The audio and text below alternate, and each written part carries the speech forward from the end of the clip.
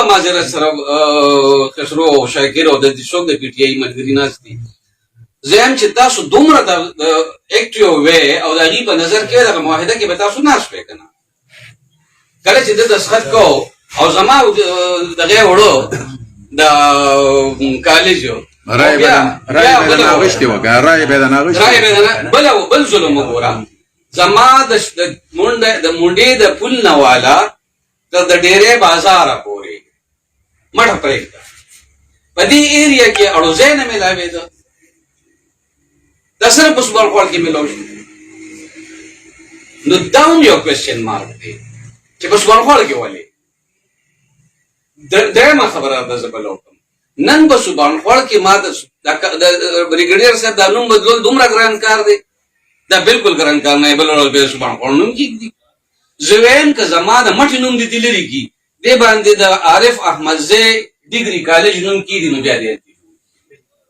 په دې د ملک انور تاج ډیګري کالج نوم کېږدي نو بیا دې خو که په دې د مټې نوم ایږدي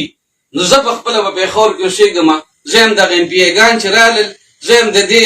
عارف احمدزی باندې به زه زما رحم کوي چې دې به دغه ایم پي ایګانو مخکې څه وایي چې د مټې کالج ما یوړو سوبانخوړ کې مې جوړ کړ دی بوله دا پېغور نه ورکړي چې مټه مړه دي دا ټوله عقیده ده دلته څوک شته دی نه دا زما د بچي د مستقبل د یو پاټ علم چېرته دا ملک صاحب دا د ناست چې چېرته نه یم راغلی نن دې د سپېشل راغلم دا زما د بچي د مستقبل سوال دی دا زموږ د ټولو د بچو د مستقبل سوال دا رڼا را روانه ده دا رڼا زما نه چې څوک اخلي دا زما دا ما تیرو ته دیکه کوي دا زما د مستقبل د سوچ فکر دشمن دی هر څوک چې دی زه دې نه هم خبر شوی یم چې په دې کې کمیشنې مغیشتې شوي دي زه دې نه هم خبر شوی یم چې دې کې داسې خلک انوال شوي دي چې هغه اوبلایچکۍ لګیا دی دې باندې څه بل څه باندې وکړه راوړه دلته مونږ به ول هغه شی ورکړو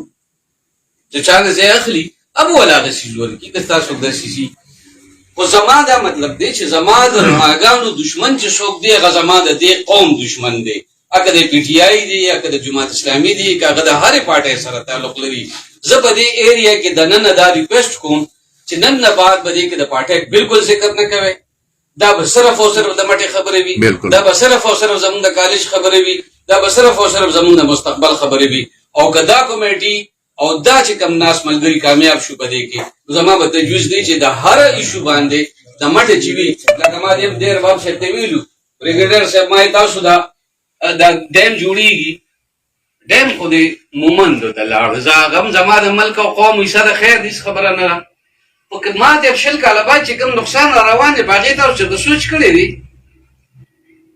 زما نه خو دا ایریا روانه دا ایریا چې کومه ده دا په ټوله پاکستان کې د ټول نظر خیزه ایریا ده دا زما نه روانه ده 20 کاله بعد به چې کوم دی دا به صرف دی یا به یې جولاګانو ته ناست دی به چېرته روزګار درکوي او یا به چې کوم دی نو چېرته په کالج کې چپړاسیتوب کوي یا به ډرایوري کوي ځمکې خو دې لاړی په هغې هېڅ چا هم خبر ونه کړي هغه هم را سره ظلم وشو اوس هم را سره ظلم کېږي زه ډېر مشکور یم چې ارباب صاحب پکې منډه تړله والې ده خو زه یم نیمګړی یې والې ده پوره دې نه ده والې زیاته دې شي ور دې نه دې ډبولې ور وډبوه ور خورلې کوڅې ته خو ور دې لا نه یې ډبولې دا ور به ډبو دی به روباسو چیني